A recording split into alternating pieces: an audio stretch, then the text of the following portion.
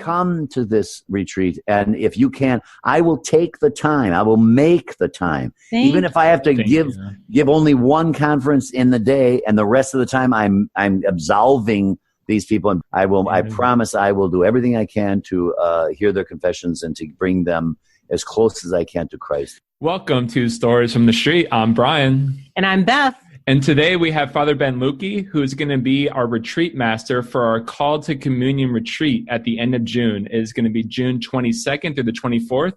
And we're bringing him on to discuss a little bit about himself and what he's going to cover on retreat. You don't want to miss this.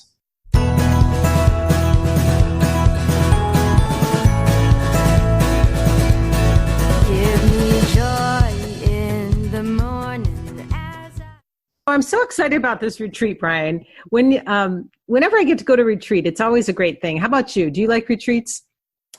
Oh, Beth, that's a loaded question. I love it. I love retreats and I don't love retreats. Oh, yeah? Why? I do.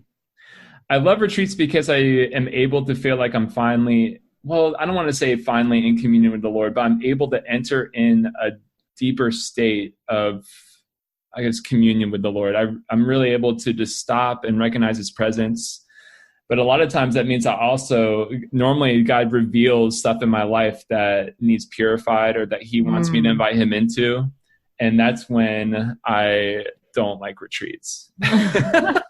Sometimes that's what quiet does. It's true. And I guess I'm only speaking from my 8-day silent Ignatius retreats where I'm really, diving in pretty deep. But for the most part, it is extremely joyful and just refreshing to step away and just be with the Lord, especially for a weekend. It is so good. Yeah, it is nice. I struggle with retreats. I mean, I love going, but I struggle because it's hard for me to turn off all the things going on in my head. It's really hard to not think about my kids, my house, my family, whatever's going on. So that's my most difficult thing. My last time I went away for a retreat, my daughter went into labor during the retreat. Oh my gosh.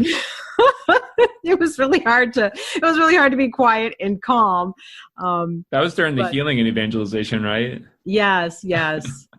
But but it is so good to get away and just pause the everyday life, pause all the craziness, give yourself permission to be quiet with the Lord. And that's what I'm looking forward to in this one.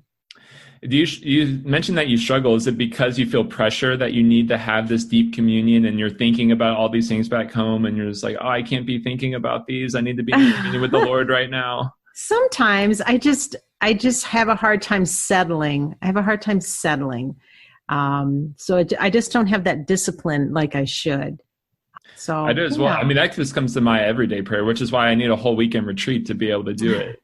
And I just thank the Lord whenever I do go to him, the daily prayer, and all these things are coming to my mind about what I need to do that day and the things, these little daily obligations. And I bring that to him. I'm like, I just trust that that's enough, but I want something deeper. And I think that's why I'm excited about an entire weekend retreat is sure, there might be a little bit of that at the beginning, but there is time.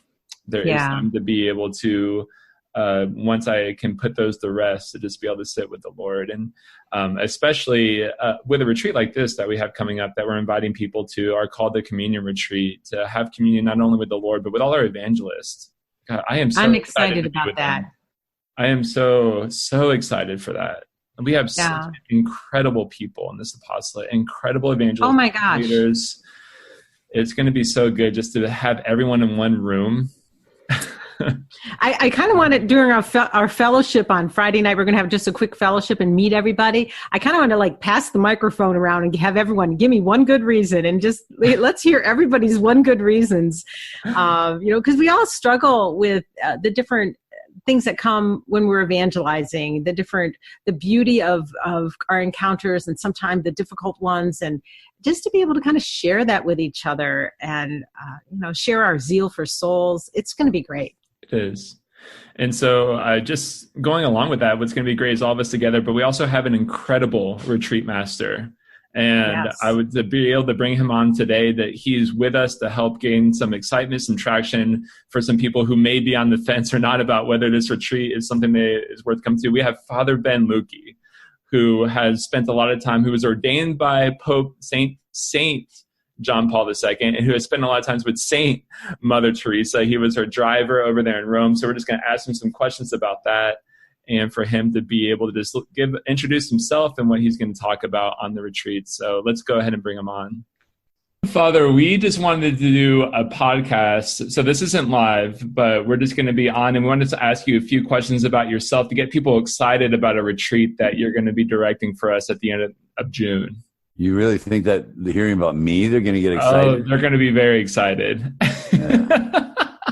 Look at that. She's already I hope your delusion doesn't destroy you, but God bless you. Well, I'll give you what I was taught at the Angelicum in Rome.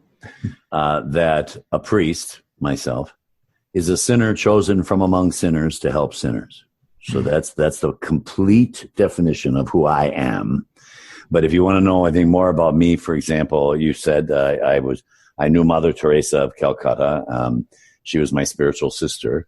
Holy Father Pope St. Pope John Paul II ordained me, and I performed for him at the Vatican. Actually, I performed for him at the Angelicum, which was the university, the papal university in Rome. And I got to know him very well. And same with Mother Teresa. I used to drive her around Rome because I was the only American that had a driver's license for Europe. And if you've ever driven in a car, well, I applied for it before I came to Italy. And it was a good thing because so many of the people who drive in Italy give you whiplash. Slamming on their brakes, and Mother's such a fragile little thing, she's about maybe 4 foot something, and so she'd go flying out of the seat, with these other guys. So they had me driving her, so I was doing a lot of the driving, which was wonderful because it gave me a lot of time that I could ask her questions, I could talk with her. We got to know each other quite well to a certain extent. What a blessing that would be. It is. Well, yeah, it doesn't make me holier though. It doesn't. No, not even slightly. In fact, it just makes me more responsible. I have more of an obligation, which is a burden, but that's okay, Yeah. Are there any interesting stories that you had, just you and Mother, talking together? I think that's such a precious time to be able to do that. Well, there was one time I remember when I asked her, I was driving her around Rome, and I asked her, I said, Mother, what is it that you use to determine whether a woman should enter into your community or not? Because I was driving her from her novitiate, and they called them come-sees. That's what she used to call them. Mm-hmm. And when they would come, and I was imagining that she would say, they have to be prayerful, they have to love the poor, they have to be obedient, they have to, all these different things. That was going through my mind. I was just interested in finding out what she looked for in a nun. And what she said actually surprised me, and then it didn't because it made so much sense. She said, in order, what I use to determine whether a woman will stay with us is that one thing, she has to be able to laugh. Mm. And I said, laugh? And she said, yes. If she has no joy, if she takes things too seriously, she said this life would destroy her. And so if she does, and that's true, because every time I go over to their sisters' houses, that's all they would do is giggle during all the lunches and everything. They'd be giggling and smiling all the time. And so it was true. And I actually saw that before she even said that. And it made perfect sense when she said they have to be able to laugh. That's beautiful. That's been my experience too. We have a number of their nuns up here in the Detroit area that I've worked with, and they are joyful. Absolutely. They are joyful. Yeah, they laugh all the time. I mean, even when the sister would come to the seminary in Rome, they would all eat whatever the poor would refuse. And so they never eat until everyone else has eaten first. And then only what was rejected will the sisters eat. They have no radios, no television, no entertainment. They don't even have an answering machine. They just take the phone off the hook and let it beep, so that when they're busy, so that nobody can call them. But otherwise, when they put the receiver back on, that they answer the phone. They have no communication, artificial communication. It's all one-on-one, and it's a very, very personal thing that they do. And they're very poor. They have, those old buckets that they used to have years ago, the metal ones with the metal handle? Mm-hmm. Yeah. Well, each sister is when she becomes a missionary of charity, receives one of those buckets. And that bucket is her suitcase, it is her bathtub, and it is the washing machine for her sari. And that's what they travel with. It's the only thing they actually have all their lives, because every night they wash they sleep in their sari, and what they do is they wash the sari that they had all day, or that they have to wash one of the saris. And in the morning when they get up, they put on the clean one and they wash the one that they slept in. And then they hang that up. So the following morning, after they wash the other one, they have that one. Another thing that I found out, which was an interesting little tidbit, was I always wondered, everybody tried to give why there were 3 blue stripes on their sari. And so many people were saying stuff like, oh, that's in honor of the Trinity. It's Mary and the Father, Son, and Holy Spirit, and all this. When I asked her, I was stunned with that one too. And I said, why is it that you have the blue stripes on your habit? And she said, the end of the bolt. That was it. In India, they get these gigantic bolts of linen. And what they do is they print them. All of you have seen the Indian prints are beautiful. Yes. And what happens is at the end of the bolt, they put these blue stripes so that you could stop the machines and you could cut that off and throw that away and add a new bolt. Wow. And the only way you knew it was the end of the bolt was the blue stripes, and they would throw that away. And so Mother said, just give us the end of the bolt. And so it was a wide swath of material. So what she would do is she'd cut it down the middle, and you would have a sari. And I don't know how many feet is the sari, but it was just because it was the end of the bolt, not because of any mystical sign or Trinity or anything like that. And so everything is so much more practical with her. It was always, and that's one thing that amazed me about her, and same with John Paul, was that they were so normal. They weren't odd or weirdos, always posing for holy pictures. In fact, Mother refused pictures for many, many years. And I was working with her so often that I had found out that there's this thing you can do with the holy souls where you make this deal with God. And so I said, Mother, because she'd always put her hand in front of her, like there's no pictures. And finally I said, Mother, do you know that you can make a deal with God that for every picture you allow to be taken, God has to release a soul from purgatory? And she said, really? And I said, yes. From that day on, she never refused another picture. Never refused it. So we have you to thank for that, huh? Well, I don't know if I think the person who told me about it, you have to thank, not me. Yeah, that's kind of interesting. It is. And from then on, that's why you see her as a very young nun or old. Because only until she found that out, she wouldn't allow any pictures. It was kind of a penance for her because she didn't. Oh, absolutely. She hated pictures. She hated them with a passion. She couldn't stand them. And I watched her for quite a long time, just refusing any photographs. And then when I mentioned it, because I thought to myself, this woman is going to be a saint. And we need pictures of saints. Yes. And so by telling her that she could get a soul out of purgatory. Now, I don't know who told me that. I don't remember. And I hope it's true. I'm only kidding. Well, if it's a penance, there's always merit to penance. So. Exactly. And why shouldn't you, and I usually tell that to a lot of people who are addicted to sin, because it's difficult to stop a sin that you enjoy for yourself. But if you bring somebody else into the equation, it becomes a little bit easier. You're doing it for someone else to release a soul from purgatory. I know someone, for example, who suffered with anorexia or bulimia, and he suffered for 40-some years. Wow. And I told him about that. And the doctors thought he was going to die. They said, he's going to die. He's been doing this too long. We've tried aversion therapy, every kind of therapy possible. And I told him the same thing. And I says, if you stop this completely, don't ever do it. If at the end of every day, God will release a soul from purgatory. He's on almost 2,000 souls right now. Wow. And they thought he would be dead by now. So there is an ability to utilize these magnificent gifts of our faith in a practical way. We're going to have this retreat. And every single thing that I'm going to talk about is in perfect harmony with common sense and reason. Otherwise, the church can't teach it. And everything is about love, but an honest love, a good love, a love that was defined by Christ. And we're going to see that in the retreat. But yeah, it's going to be, it'll be a very nice experience, I believe, I hope. Oh, yes, I'm sure. Well, the retreat center there is beautiful. Oh, it is. Mm-hmm. I give 8-day retreats here twice a year, and then other retreats or days of recollection as well in different places. And I give also missions, parish missions. Mm-hmm. And I basically give, everything I give is the exercise of St. Ignatius, because it's a universal spirituality. So it can fit the Franciscans, the diocesanes, the Dominicans, the Jesuits, whatever it is. It works for all of them. Yeah, Great. Father, you've been doing retreats for some time. What is it about retreats that you generally enjoy? It's you look at, we're living in a day and age where most people have stopped going to confession.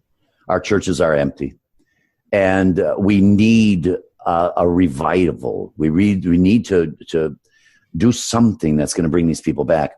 When I was ordained by the Holy Father, I decided I was going to go out in the front of the church. And I was going to look at St. Peter's, this piazza, through the eyes of a priest.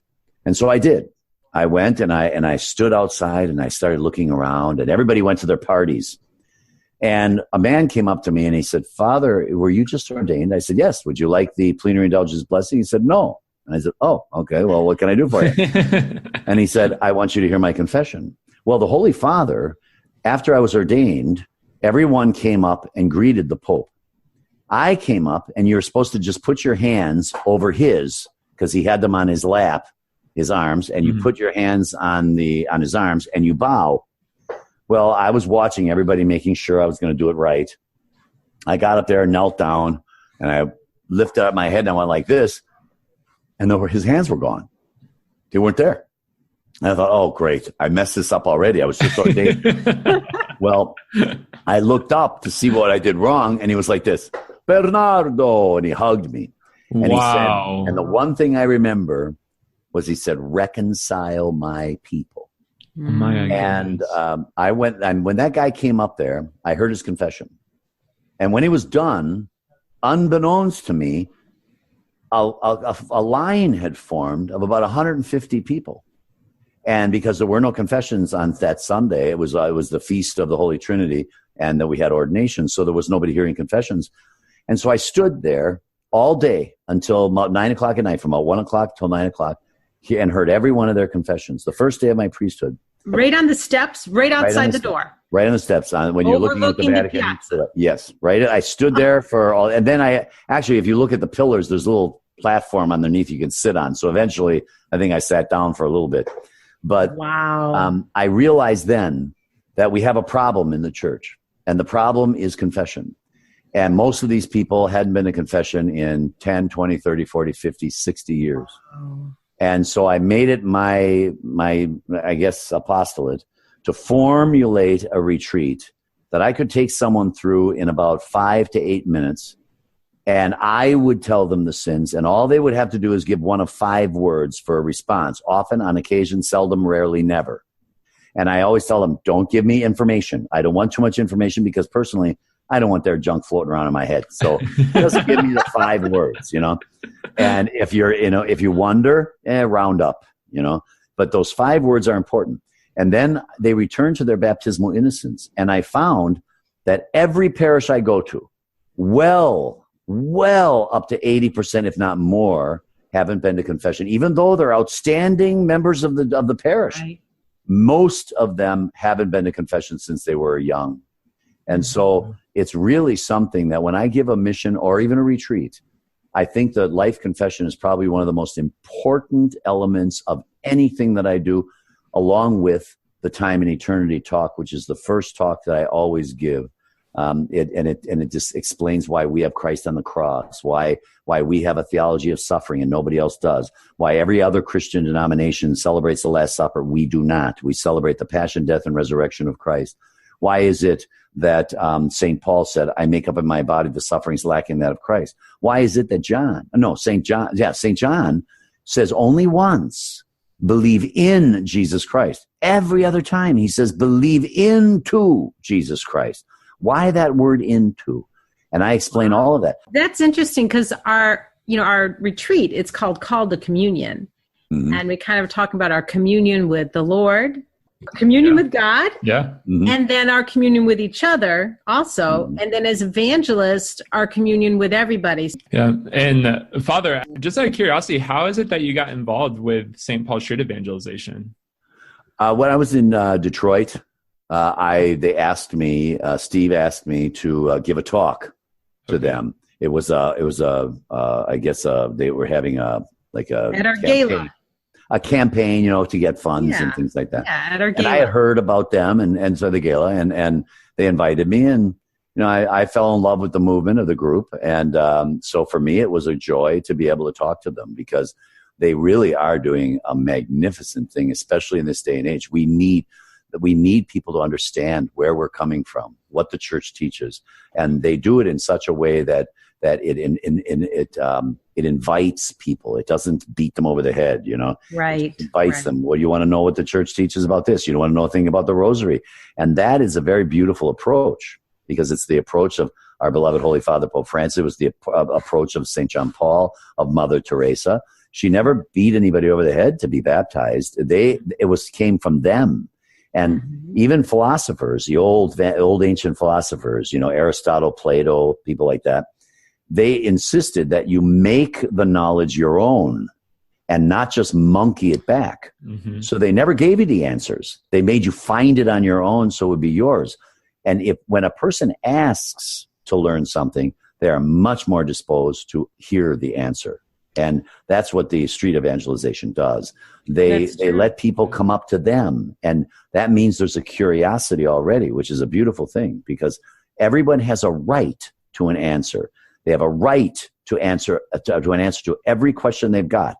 And we as Catholics better give them a good answer that is in perfect harmony with common sense and reason. Otherwise, we can't teach it. And so, everyone has a right. So I always tell people, even during a retreat, write down any question you got. I'm not afraid of anything because everything has purpose and reason and is in harmony with common sense. What you said reminds me of a quote from St. Mother Teresa about how our faith needs to be all the way down into our bones. I love that quote. Have you heard that one before about St. Oh, yeah. Yeah. She's because she was so natural, so down to earth, and she was the most normal person I'd ever met. And really, when you stop to think of it, that's what holiness has to be, normality. When you take, for example, Jesus himself, why? After slaughtering, they slaughtered him, but what did he do? He fed thousands of people. He raised the dead. He made the blind see, the deaf hear, the mute speak. He did all of these things for people, made lepers whole and clean. For which of these did they shall crucify him? For which one of those things? For none of those things. Mm-hmm. It was because he was normal. And that's the only reason why they hated him. Why did they hate Mother Teresa? Because she was so normal. What is the call of the saint? Normality, to be normal. Mm-hmm. We're not supposed to be Jesus freaks running around saying, Jesus, Jesus, Jesus, 50,000 times a day. That's the most annoying people you can meet. It's having love and common sense and charity and kindness and being the sweetness of Christ. That's exactly what we're supposed to do. And that's exactly what the street evangelization does. Well, they present themselves as normal.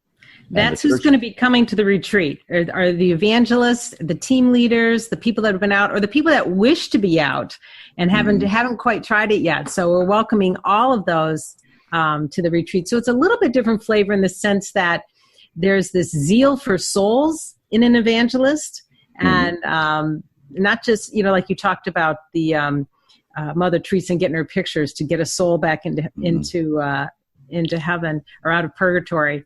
That's the kind of people our evangelists are. I have one evangelist friend, and I'm like, well, why do you do this? And all he said was, I want everyone to go to heaven.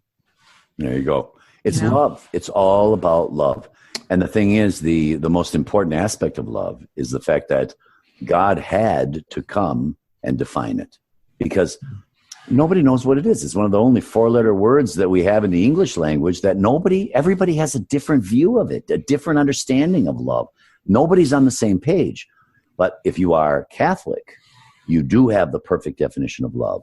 It is the definition that God gives us, and it's an unspoken definition. with only one word involved, and that is the crucified. When you look at the Christ on the cross, that is the perfect definition of love. And it's spoken by the Word himself. And he had to do this because otherwise we have no idea what love is. We'd have no idea what it costs. You see his feet are fixed, he'll never stray. His arms are open, he'll never push you away. His heart is open, he'll forgive over and over and over again, and he bears the crown of humility. If that's your idea of love, then go forward. If it's not, run as fast as you can in the other direction.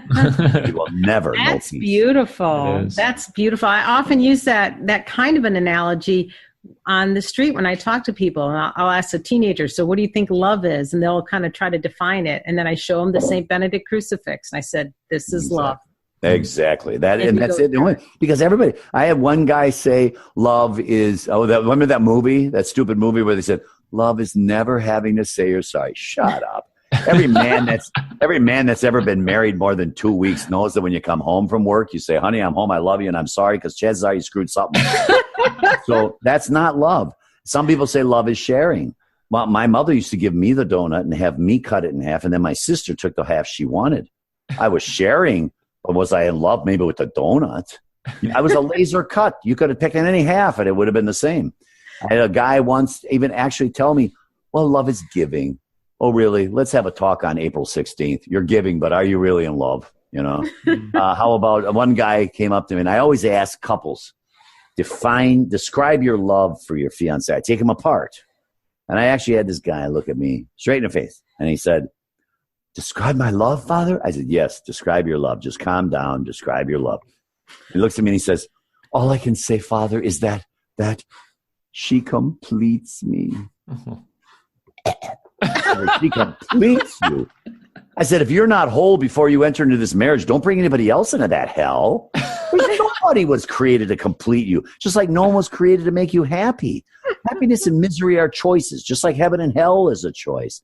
You can't expect somebody to take on the responsibility to make you happy. No woman was ever created to make her husband happy, nor was ever any husband created to make his wife happy. And heaven knows your kids weren't created to make you happy.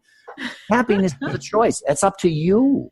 That's up to the individual. And Christ gives us the means to being happy. He gives us the means to healing. And that means to healing is forgiveness.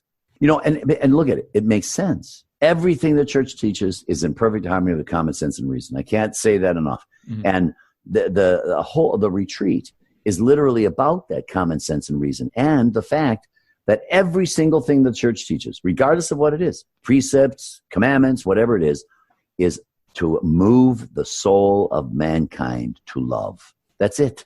Mm-hmm. Love is the means and the end of everything that we preach and do. And I'm not talking about kissy face, sweetsy, cutesy pie, gooey love. It just bothers me. It's the Christ on the cross. Love is suffering. Love is suffering. Love is giving and suffering and for the other.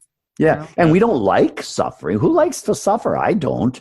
But suffering actually purifies us. It makes us understand things so much easier. I was in the hospital. I had a brain tumor a couple of years ago, and they didn't think they would get it. And then I got a brain infection, and I almost died from that. And there was a woman that kept coming into the room, and she was so joyful and so happy. And then all of a sudden, after about 4 or 5 days, she never showed up again. And so I asked the nurses, I said, where's that candy striper, that lady that cheers people up? He said, we don't have any candy striper. I said, where's that woman? You know, you saw her. She was here every day. She was here. Oh, says, oh, Mary. Oh, yeah, she died. And I went, she died? Well, I didn't even know she was sick. Oh, yeah. She had terminal cancer, and she was in terrible agony. But she asked if she could spend the rest of her life lifting people up in the hospital. And that's exactly what she did. And she died doing it. How beautiful. What a beautiful soul. And isn't that incredible, isn't it? How beautiful God is in his creation, in his creatures. And it's just a magnificent thing when you're able to know somebody like that. And those are the people that we need to emulate. We need to, to follow in their good example. And so I think that's what we have to learn through our faith. Well, Father Ben, thank you so much for just taking time to be with us today and to be able to talk about a little bit of prelude of what you're going to cover on a retreat in June with all our evangelists. And just thank you for, supporting us in our work and being here and being present. And you're in the middle of a retreat right now, directing a retreat. So thank you for the time to come and talk to Beth and I. My privilege, believe me. It's anything I can do for you guys. I'm more than happy to do it. So let everybody know that it is going to be June 22nd through 24th. We're going to have Father Ben with us. It's going to be at the Mother Redeemer Retreat House over there in Bloomington, Indiana. We'll put a link on the podcast for you to be able to sign up. But we would love to be able to have you to come be with Father Ben, come be with all our evangelists, and to be in communion with one another, to learn how to be in communion with the Lord as a church, as evangelists. So another thing I think I would like anybody who wants to come, if you haven't been to confession in 10, 20, 30 years, come to this retreat. And the reason is because I offer a life confession. I can take you through your entire life from the time you were a child, no matter if it's 30 years, 50 years, 10 years, 2 years. I can take you through your entire life in under 10 minutes. Usually it takes a couple hours to do that, Yeah. And so what I do is I mention the sin. They give one of those 5 words I told you about, and then they return to their baptismal innocence. So it is an opportunity to begin again, to return to your baptismal innocence and forget about your past. Jesus said, let the dead bury the dead. And that's exactly, he was talking about our past. And we woulda, shoulda, coulda, those are words that shouldn't exist in the Catholic vocabulary.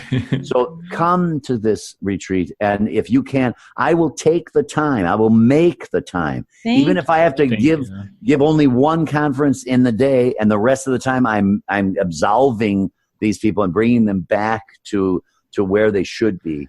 I promise I will do everything I can to hear their confessions and to bring them as close as I can to Christ. Amen. Father, we have a lot of faithful Catholics that are going to part of our apostolate, and I know they're all going to want to take advantage of just being able to go to confession with you, be reconciled with the Lord.